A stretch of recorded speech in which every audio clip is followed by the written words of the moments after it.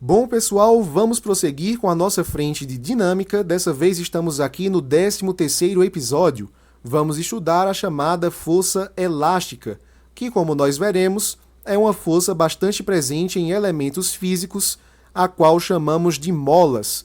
Essas molas não são novidade para o nosso estudo, tanto que elas apareciam nos dinamômetros de tração e nos dinamômetros de compressão, em que nós tínhamos aparelhos que eram voltados para a medição da intensidade da força. E as molas sempre indicaram para a gente medidas mais precisas, durante aqueles estudos. Então vamos em frente. Primeiramente, eu gostaria de introduzir para vocês um conceito que seria o da deformação da mola. Eu acho que você já deve ter visto alguma mola no dia a dia, E você percebe que você pode comprimir essa mola, você pode esticá-la, você pode fazer com que ela faça diferentes deslocamentos, digamos assim, e você sempre percebe que quando você deixa de aplicar uma força, essa mola volta para a sua posição original. Essa é uma propriedade que na física a gente chama de elasticidade. É a capacidade que um corpo tem de restaurar a sua geometria e aplicar a mesma configuração que a gente tinha anteriormente. Perceba que nessa deformação da mola, nós temos aqui a representação simbólica de um ΔX. E eu tenho falado para vocês, desde as aulas de cinemática, que sempre que a gente percebe um delta na física, esse delta indica uma variação. Quando a gente tem ΔS, variação da posição, ΔV, variação da velocidade, tenha isso em mente. Temos aqui, pessoal, um bloquinho de massa M, tá? Vou representar a massa dele pela letra M minúscula. A gente também tem aqui uma indicação de que esse bloco encontra-se numa posição inicial x0. Perceba também que temos aqui uma mola. Essa mola, no momento, está em sua posição de relaxamento. Não tem nada que comprima nem que estique essa mola, tranquilo? Ela está na posição de equilíbrio. E a gente percebe que essa mola está grudada aqui numa parede, E eu quero analisar o que acontece de acordo com algumas situações futuras. Aqui eu também estou desprezando as forças de atrito do bloco com o solo. Digamos que apareça alguém que empurre esse bloquinho para a esquerda. Uma coisa que nós podemos observar logo de cara é que o bloquinho chega numa posição final que eu estou chamando de x. Então percebemos aqui que nós tivemos uma variação da posição. O bloquinho estava em x0 e chegou aqui em x. Por isso que temos um ΔX aqui embaixo, é variação da posição. Então vai ser o x final menos o x inicial. É assim que a gente faria para calcular esse deslocamento do bloquinho em relação à mola. Como a mola vai andar esse tanto que o bloquinho também anda, Então a gente diz que ela foi deformada nessa grandeza ΔX também, ok? Galerinha, se a gente teve essa deformação, é porque o nosso colega empurrou o bloco para a esquerda. Só que a mola vai tender a empurrar o bloco de volta para a direita. Eu acho que você consegue imaginar que se a gente retirar o carinha daqui, o bloquinho vai ser realmente jogado violentamente para a direita. Por que é que isso acontece? É que o nosso cara, ele exerce aqui uma força no bloco que é para a esquerda, concorda comigo? Então é como se ele estivesse empurrando essa mola também para a esquerda. Mas, pelo princípio da ação e da reação, a mola vai responder empurrando o bloco aqui para a direita. E é essa força que eu estou chamando de força elástica, tudo bem? Então aqui temos o caso para a compressão, mas temos também o caso para o esticamento dessa mola. Então, digamos que estivesse na posição inicial e a gente levasse ele aqui para uma posição final, de tal forma que essa mola fica esticada o máximo possível, tranquilo? Nesse caso, é lógico que a gente sabe que esse carinha está puxando o bloco para a direita, mas se ele soltar esse bloquinho ele vai voltar para a esquerda, já que a mola tem uma propriedade elástica de restaurar o seu tamanho inicial. É por isso que, em muitos casos, a força elástica também pode ser chamada de força restauradora, tranquilo? Então a gente tem aqui uma força que a mola aplica no bloquinho para a esquerda.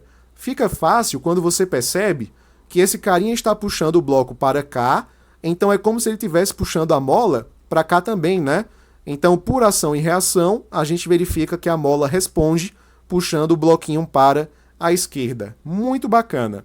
Uma coisa que a gente pode analisar a partir disso é que aqui também temos um ΔX, também temos uma variação da posição, e o ΔX continua sendo a posição final menos a posição inicial. Como estamos trabalhando geralmente no Sistema Internacional de Unidades, a gente utiliza a grandeza de metros para o nosso ΔX. Aqui, galerinha, a gente tem a lei de Hooke, o nome dela em homenagem ao físico, né, Robert Hooke, que fez o estudo da força, assim como Newton também fez, tá? Então vamos aqui observar qual foi a constatação que o Hooke teve para essas forças elásticas, para essas forças restauradoras, né? Então vamos em frente. As forças deformantes são proporcionais às deformações elásticas produzidas. Galerinha, traduzindo isso aqui para o português, o que o Hooke quis dizer para a gente é que essa força elástica ela é proporcional ao deslocamento da mola, ao nosso ΔX. É isso que eu coloco aqui para vocês. A força elástica ela é proporcional a ΔX, a deformação da mola. Esse símbolo alfa que eu estou representando aqui para vocês tem justamente esse papel de indicar uma proporcionalidade entre essas nossas duas grandezas. Então quer dizer, pessoal, que se você puxa aquele bloco com uma força elástica que é representada aqui por FEL, você vai ter um deslocamento ΔX. Se você dobra a sua força, você também dobra o deslocamento. De acordo com a lei de Hooke, são grandezas proporcionais. Se você aplicar o triplo da força, você vai ver ali o triplo do deslocamento. É isso que a lei de Hooke, em essência, diz para a gente. Mas uma coisa que eu quero que você perceba é que força elástica proporcional à variação da posição, ou seja, a deformação da mola, não é a mesma coisa que a força elástica igual a ΔX. Não faz sentido, pensa comigo. Qual é a unidade de força elástica? Ora, se é força, a gente mede em Newton. Qual é a unidade aqui de ΔX? Ora, é uma variação da posição, então isso a gente mede em metros. Pessoal, é lógico, é clara e evidentemente que Newton não é a mesma coisa que metro. Então quer dizer que eu estou precisando aqui de uma outra grandeza. Eu preciso justamente de uma grandeza que suma com esse metro e apareça um Newton em cima para que a gente diga que Newton é igual a Newton e a gente satisfaça essa igualdade. É como se eu colocasse assim, ó, Newton, e como é que eu faço para cortar esse metro? Eu coloco esse metro aqui embaixo. Então agora eu posso cortar esse metro de baixo com esse metro de cima e agora a nossa igualdade é satisfeita. Tranquilo? Então assim, eu preciso introduzir uma nova grandeza cuja unidade no Sistema Internacional de Unidades seja de Newton por metro, para que a gente possa ter uma satisfação na nossa equação. Olha aí, rimou, né? Eu sou um grande rimador, só que não. Então essa grandeza eu vou chamar de constante elástica. Ou seja, a gente tem uma relação de proporcionalidade e a gente tem uma constante que vai consertar essa proporcionalidade para a gente de certa forma. Essa constante elástica, pessoal, que eu vou chamar de K, ela é uma grandeza física que depende da mola, depende de sua natureza, do seu material, do seu formato. Eu acho que você consegue imaginar que existem materiais que são mais elásticos do que outros, né? Então é justamente isso que essa grandeza pretende traduzir para a gente. Tem materiais que eles são mais flexíveis e conseguem gerar deformações maiores. Tem materiais, por outro lado, que são rígidos e que, portanto, não conseguem deformar facilmente. Então, cada material tem a sua constante elástica específica. É mais ou menos como catinga de sovaco. Eu tenho a minha, você tem a sua, seus colegas também, seus familiares também. Então, assim é com os materiais. Cada um tem uma constante elástica específica para operacionalizar conforme a gente tem as deformações. Então, eu posso dizer que a força elástica vai ser essa constante elástica vezes a deformação da mola. Essa é a expressão principal que a gente tem para o cálculo dessa força restauradora, tranquilo? E agora as unidades fazem completo sentido, né? Basta conferir. Força elástica é a mesma coisa que K, que é a constante elástica, vezes ΔX, que é a nossa deformação.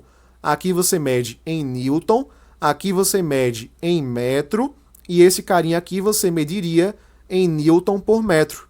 Aí você corta metro com metro, Newton é igual a Newton, a equação é satisfeita e aqui a gente tem tudo funcionando tranquilamente. Então essas são as unidades que você precisa ter em mente ao trabalhar com esse tipo de força.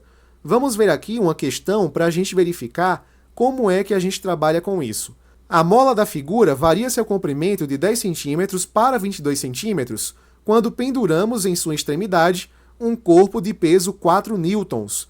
O comprimento total dessa mola, quando penduramos nela um corpo de peso 6 newtons, é igual a... Galerinha, bora olhar direto para o caso do 6 newton, né? Aqui a gente tem a mola, colocar ela de azul sem nenhum problema. E aqui eu vou colocar um objeto, que é um bloquinho, né? Podia ser uma esfera, por isso que eu olhei. A gente coloca aqui um bloquinho e a gente quer que esse bloquinho tenha 6 newtons, não é isso? Quais são as forças que atuam no bloquinho? A gente tem uma força para baixo, que seria a força peso. Não adianta desenhar de preto, né? Vocês não vão enxergar. Eu queria selecionar o vermelho, na verdade. Então aqui a gente tem uma força peso e a gente também tem uma força elástica para cima, impedindo que esse cara caia, né? Então aqui temos uma força elástica. Para o equilíbrio, a gente sabe que essa força elástica tem que ser igual ao peso, concorda? Só que força elástica, acabamos de saber que é K vezes ΔX. E o peso que a gente quer é que ele seja de 6 newtons. Então perceba que para descobrir o ΔX, que é o objetivo da questão, eu preciso descobrir antes quem é a constante elástica. Então eu vou utilizar a situação que a questão me deu, que foi essa daqui, para ver se a gente consegue saber quem é essa constante, tá? Então as forças que nós temos aqui também são a força peso, e aqui a gente tem uma força elástica. É uma situação diferente, porque na situação daqui nós temos 6 newtons, e nessa situação anterior nós temos 4 newtons. De todo jeito, aqui nós temos o equilíbrio, né? Então o peso seria igual à força elástica. Muito bem. Esse peso nessa figura vale de 4 newtons, e a força elástica vai ser K vezes ΔX. Só que esse ΔX a gente já conhece. A posição original da mola era tal que o seu comprimento era de 10 centímetros. E depois ela passou a ocupar uma posição de tal forma que ela teve ali uma extensão total de 22 centímetros. Então quer dizer que essa mola esticou exatamente em 12 centímetros, concorda comigo? De 10 para 22, a gente soma 12. Ela esticou 12 centímetros.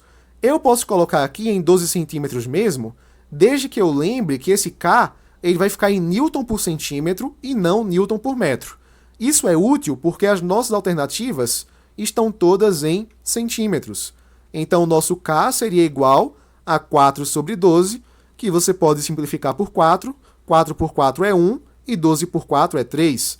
Então, temos aqui 1/3 aí newton por centímetro. Bacana? Agora que você sabe a constante elástica, você pode aplicar nessa equação, porque a constante elástica depende só da mola. Como eu não alterei a mola, aqui eu vou ter a mesma constante elástica. Então aqui ficaríamos com 1/3 vezes ΔX igual a 6. Pega esse 3, multiplica para cá, então ΔX vai ser igual a 6 vezes 3, que é 18 centímetros. Veja que nossa resposta só saiu em centímetros porque a gente deixou essa constante elástica como newton por centímetro e não como newton por metro. Bacaninha? Observe também que a questão não quer saber qual é a deformação da mola. Ela quer saber, na verdade, qual é, aqui, ó, o comprimento total. Só que relaxada, ela tinha 10 centímetros, né? Então a gente vai ficar com 10 mais 18. Porque com um corpo de 6 newtons, ela vai crescer em 18 centímetros. Então temos aqui um total de 28 centímetros, que é o que consta aqui na nossa letra A, de AIDS aguda. Vamos agora para a próxima questão, sem nenhum problema, dessa vez uma questão mais interessante.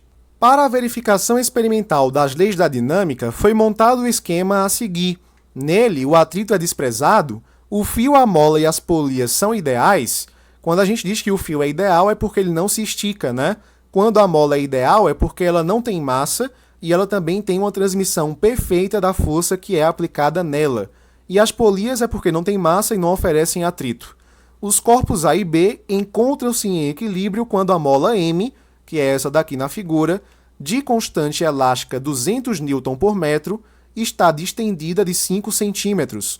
Nesse caso, eu vou precisar fazer a conversão sim, porque aqui a gente tem grandezas diferentes, né? Aqui a gente está em centímetros e aqui a gente está em metros. Bacaninha. Então eu vou precisar pegar esse ΔX e levar logo para metros.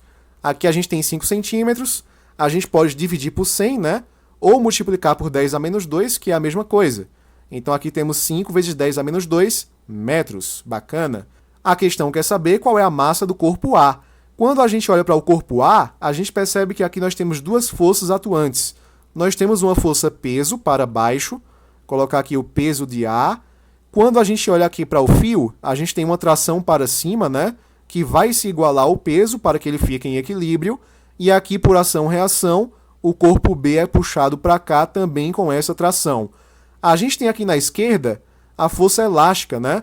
Porque B está esticando essa mola. Se a gente cortasse esse fio, B ia ser jogado justamente aqui para a esquerda. Então temos uma força elástica para a esquerda. Bacana. Então agora eu quero saber qual é a massa do corpo A e vai ficar bem legal, porque se a gente monta um sistema, pessoal, em A a gente tem o quê?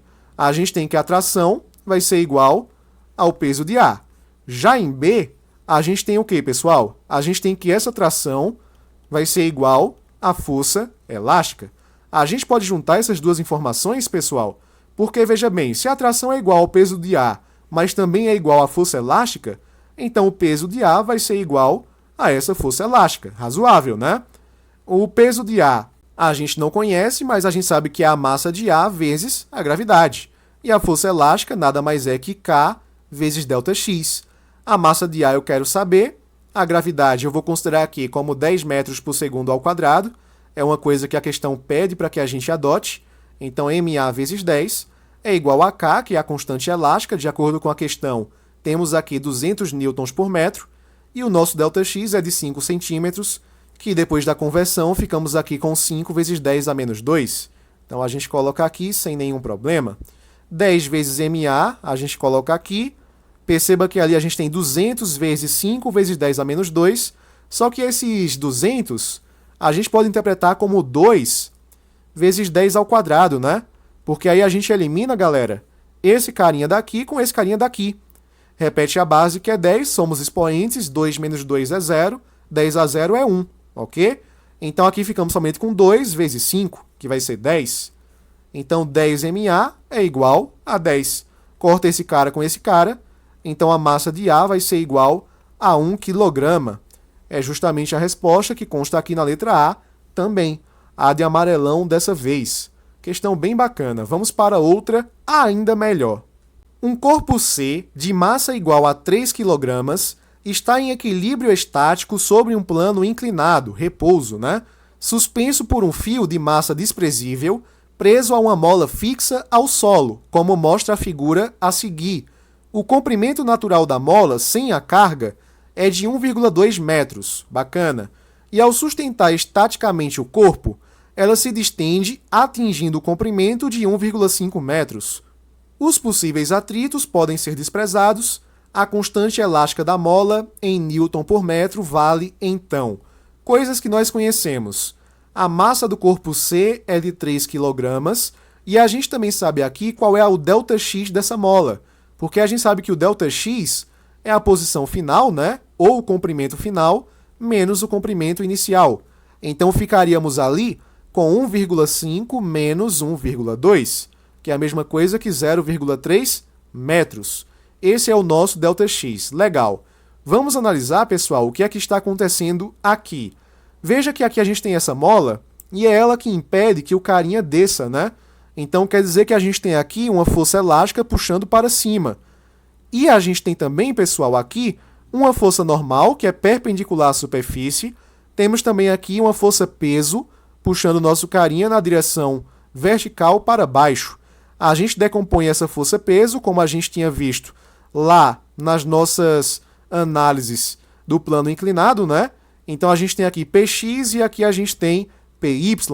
E a gente sabe que o nosso ângulo, que eu vou chamar de θ, que é de 30 graus, na verdade, ele fica entre essa força e o Py, né? Fica entre o peso e Py.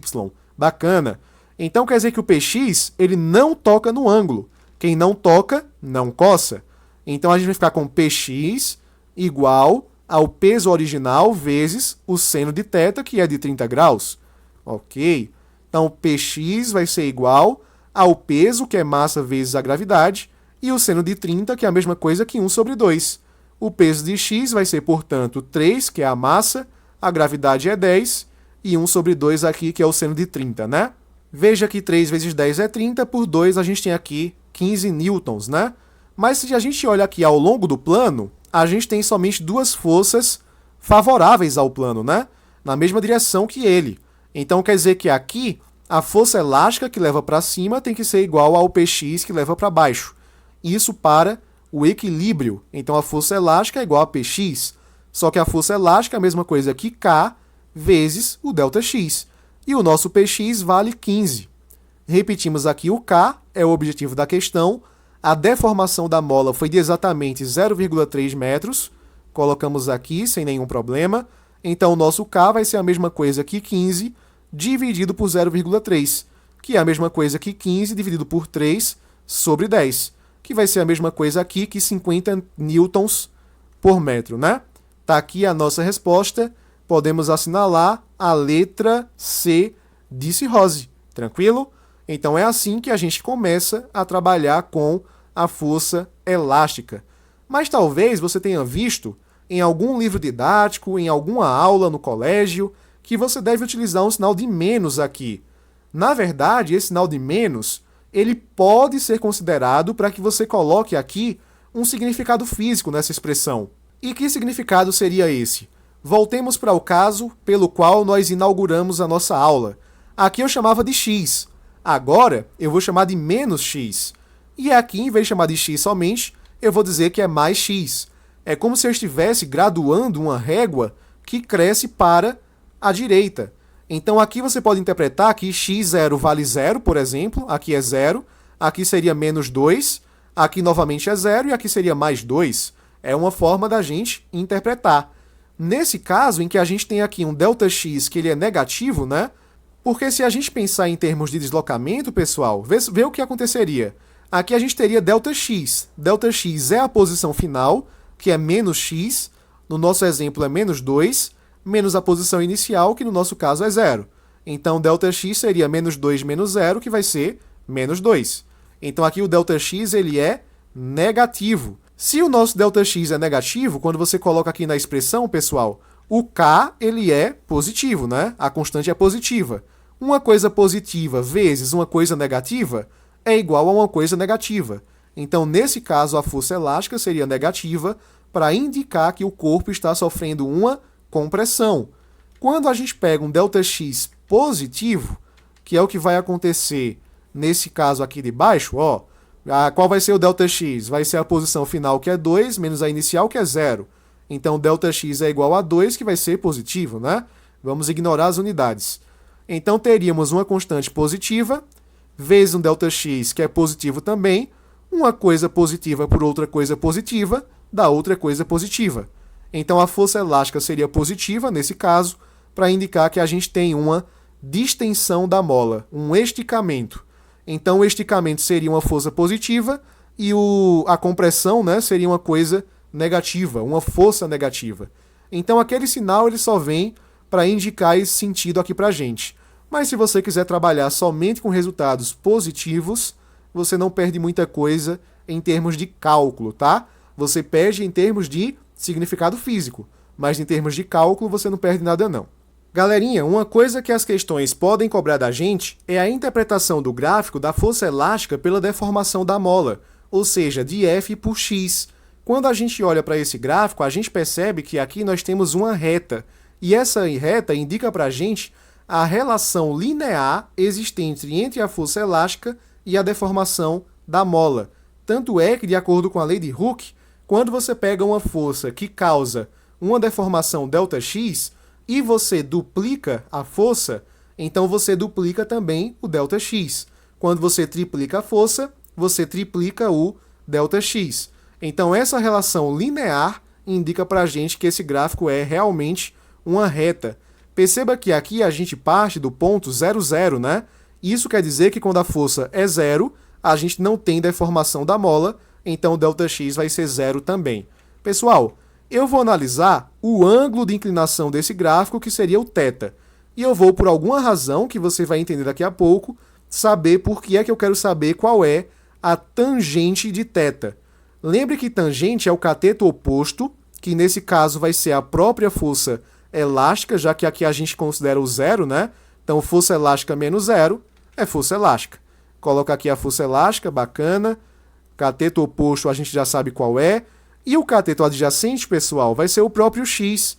É esse cateto daqui. X menos zero, já que aqui é zero também, vai ser igual a x. Então, esse é o nosso cateto adjacente. Mas o que é força elástica por deformação da mola? Ora, lembra que força elástica é igual a K vezes ΔX, que nesse caso a gente está chamando de x só, né? E aí, veja bem, se você isola o K, se você isola a constante elástica, você ficaria com a força elástica dividida pela deformação da mola, que é justamente isso que a gente quer. Então, quer dizer que se a gente pegar a tangente de θ nesse gráfico, a gente vai pegar o valor numérico da nossa constante elástica. Então, a tangente de θ vai ser igual à nossa constante elástica, que é justamente a conclusão que eu coloco aqui para vocês. Vamos ver aqui uma aplicação disso. Para certa mola, a intensidade da força elástica F, em função da elongação, que ele chama de deformação também, né, que seria o nosso x, varia de acordo com o gráfico ao lado. A constante elástica da mola é... Uma coisa que eu quero que você perceba é que nossa força está em newtons e a nossa deformação está em centímetros. Então, nossa resposta vai ser em newtons por centímetro, que é justamente a unidade que consta aqui nas alternativas. Então, não é necessário fazer qualquer tipo de conversão. A gente viu que basta que a gente encontre a tangente da inclinação horizontal desse gráfico, né? Aqui a gente pega o θ. Então, a tangente de θ seria igual ao quê? Seria igual ao cateto oposto, que aqui seria 5, porque aqui é 0, 5 menos 0 é 5, e a gente divide aqui por 10, que é o cateto adjacente, né? Aqui é 0, 10 menos 0 é 10. Então, 5 dividido por 10, a gente tem 0,5, que é a mesma coisa que a nossa constante elástica, né? Isso aqui vai ser newton por centímetro. Nossa resposta consta aqui na letra E, de ebola. Caso você não desejasse olhar para a tangente de θ, bastava que você analisasse para esse ponto daqui, que aí você teria as coordenadas para resolver a questão. Força elástica é K vezes ΔX. Quem vai ser a força elástica para esse ponto? É 5. Em quem vai ser o ΔX? É 10. Então você faria K igual a 5 sobre 10 e você conseguiria chegar na mesma resposta que nós chegamos aqui olhando para a tangente de θ, ok? Belezinha. O que nós veremos agora, pessoal, é algo que nós chamamos de associação de mola. É como se a gente tivesse várias molas e a gente quisesse descobrir como é que nós poderíamos substituir essas várias molas por uma só. Então, a gente tem dois tipos de associação. A gente tem a associação em série e a gente tem a associação em paralelo. Vamos começar pela associação em série. Basicamente, a gente pega uma mola que fica grudada com a outra e elas ficam aqui uma atrás da outra, tá? A gente está considerando duas molas de materiais diferentes, então aqui a gente tem um K1 e a gente tem um K2, indicando que as constantes elásticas também são diferentes. Temos aqui também um comprimento inicial que eu estou chamando de x1, que é o comprimento da primeira mola, e um x2, que seria o comprimento da segunda mola. O que eu vou fazer é aplicar uma força aqui para fazer com que essas molas sejam distendidas. Galera, aqui a gente tem uma conclusão que ela é importante. Essa força elástica vai ser a mesma tanto para K2 quanto para K1. Isso porque a gente está pegando molas ideais. Então, essa força vai ser distribuída igualmente para essas duas molas. Então, essa é uma conclusão que eu gostaria de colocar aqui, ó. A força elástica, para esse caso, é considerada como constante. Vou colocar isso porque vai ajudar nas nossas conclusões. Veja bem, pessoal, aqui nessa seta vermelha, a gente tem o comprimento final de tudo que a gente está considerando aqui. Veja que a gente pegou a soma dos comprimentos iniciais, que seria x1 mais x2, né? E aqui a gente tem também uma deformação total, digamos assim, que seria esse carinha mais esse carinha. Então, teríamos aqui ΔX1 mais ΔX2. Bacana! Lembre-se, pessoal, que o nosso objetivo é substituir essas duas molas por uma única mola que fizesse o mesmo procedimento que a gente percebe aqui, que seja com a mesma força elástica, que seja com o mesmo deslocamento total e etc. Uma coisa que eu quero perceber aqui com vocês é que a gente pode separar esse problema em 3 partes. Eu vou analisar para a primeira mola, em que a gente tem a força elástica igual a K1, né, que é a constante elástica dela, vezes a sua deformação, que é o ΔX1. Eu vou analisar agora também para 2. Para 2, a gente tem uma força elástica que vai ser igual a K2 vezes ΔX2. E eu quero trocar essas duas molas por uma mola equivalente. Ou seja, é como se eu quisesse um material que ele fosse o equivalente dos dois materiais anteriores. Então seria aqui um K equivalente. Por isso aqui eu coloco esse K com esse E e Q aqui no finalzinho, né, como subfixo. Justamente para mostrar para a gente que é uma constante elástica equivalente. É a substituta dessas duas aqui, beleza?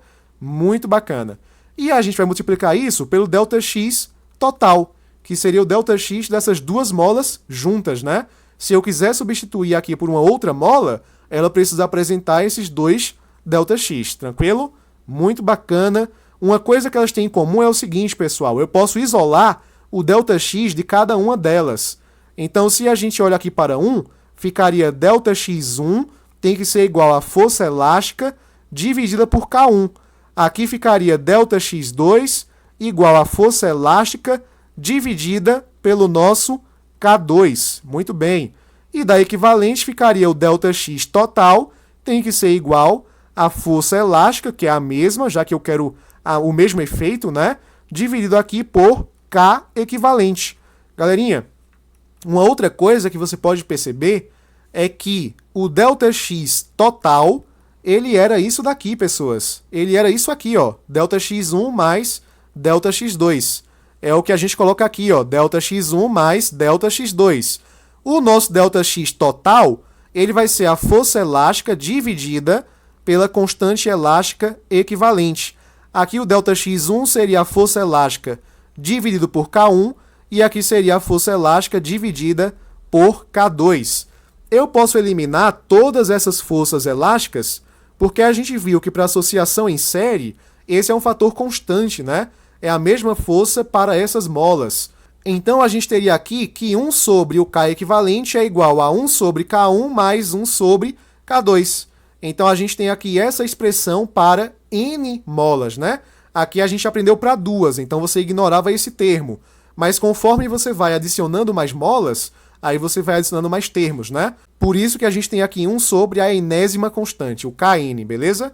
E a outra associação que a gente pode analisar seria a associação em paralelo, que é basicamente você pegar duas molas que tenham materiais diferentes, só que aqui você vai considerar que elas têm o mesmo comprimento inicial.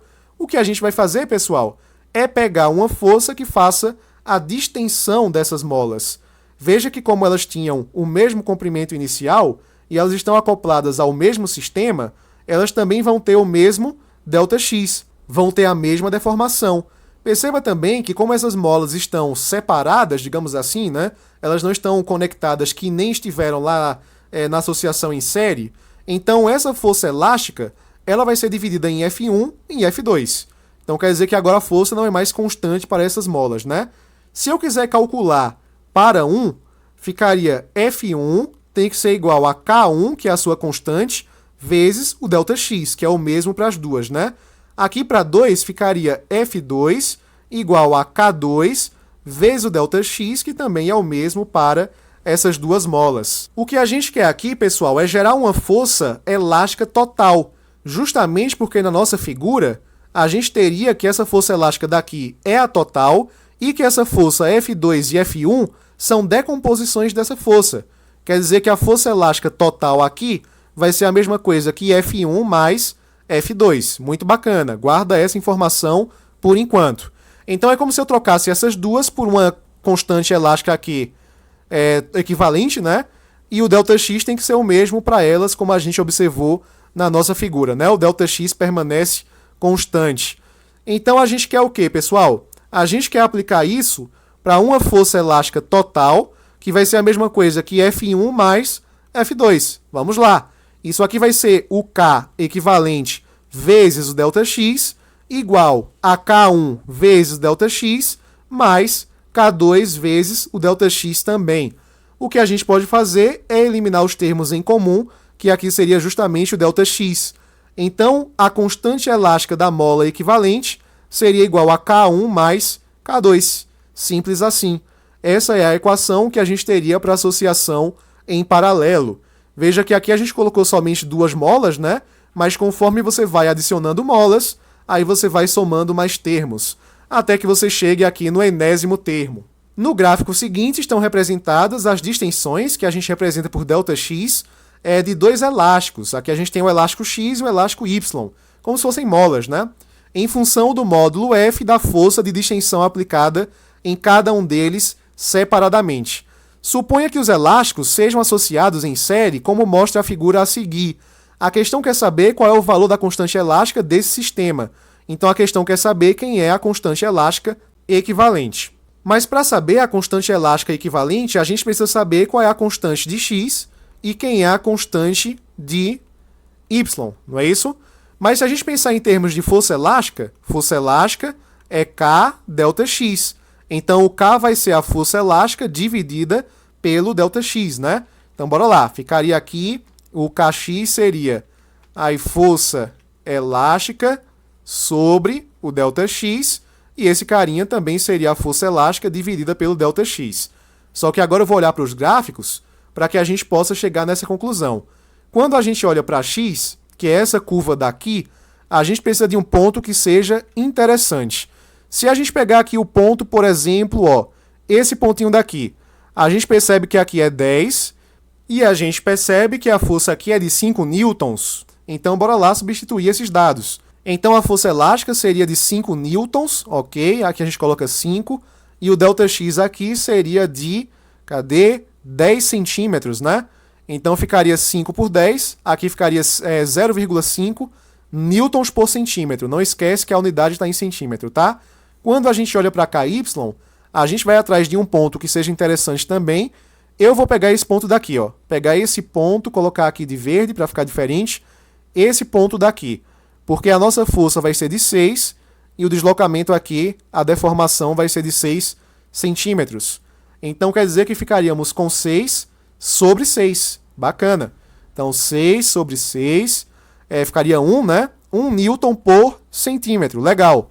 Na letra A, a gente quer saber qual é a constante equivalente para associação em série. Mas para associação em série, a gente viu que a gente tem essa fórmula daqui.